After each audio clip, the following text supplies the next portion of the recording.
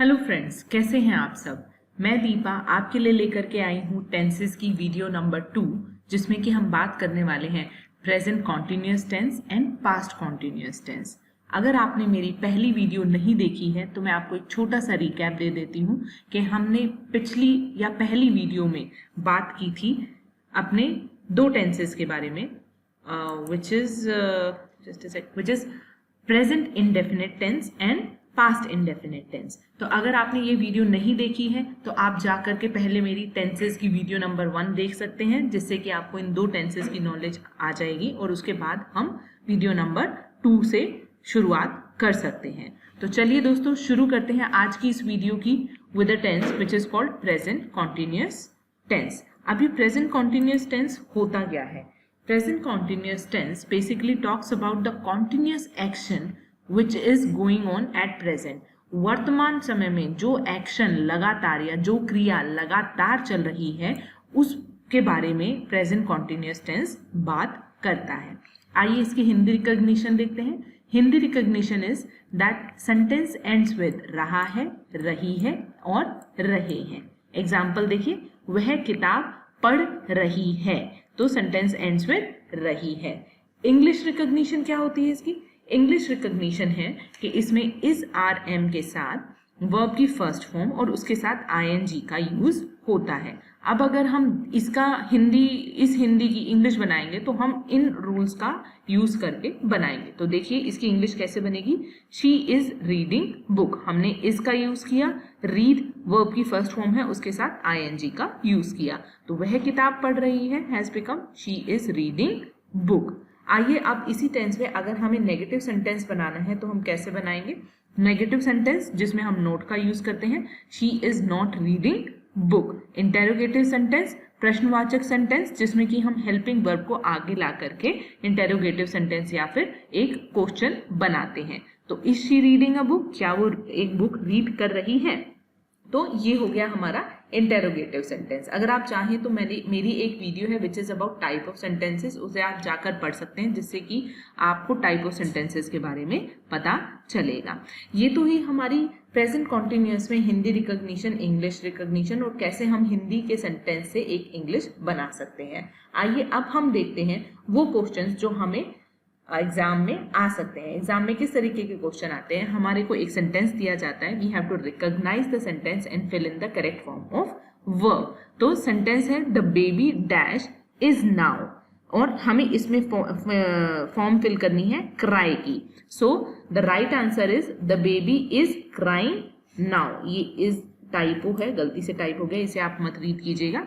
So the sentence is the baby is crying now. ठीक है, तो इज हो गया हमारा प्रेजेंट कॉन्टिन्यूअस और cry first form plus ING, तो the baby is crying now will be the correct answer. इसी का अगर हमें नेगेटिव बनाना हो तो कैसे बनेगा? The baby is not crying now और इसका interrogative is the baby crying now, I am asking for a question.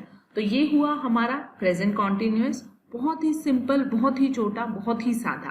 अपनी वीडियोस को देखिए, हर टेंस क्या बताना चाहता है उसे समझिए, उसकी हिंदी रिकॉग्निशन जानिए, उसकी इंग्लिश रिकॉग्निशन जानिए, कैसे उसका नेगेटिव और इंटेरोगेटिव सेंटेंस बना सकते हैं और किस तरीके के क्वेश्चन हमारे को एग्जाम में आ सकते हैं, जिनको कि हम सॉल्व करना यहाँ पे सीख रहे हैं। तो बहुत ही छोटे से रूल है, सिंपल से रूल है, रिवाइज कीजिए बार बार and fit it into your mind. इसी के साथ हम चलते हैं अपने दूसरे टेंस पे, that is past continuous tense. अब बहुत सिंपल है, जैसे प्रेजेंट कॉन्टिन्यूअस बात कर रहा था उस एक्शन की जो वर्तमान काल में हो रहा है, तो पास्ट टेंस किसकी बात करेगा? भूतकाल की, या पास्ट में जो इनकम्प्लीट या कॉन्टिन्यूअस एक्शन चल रहा था, that will be the past continuous tense. आइए इसकी हिंदी रिकॉग्निशन जानते हैं।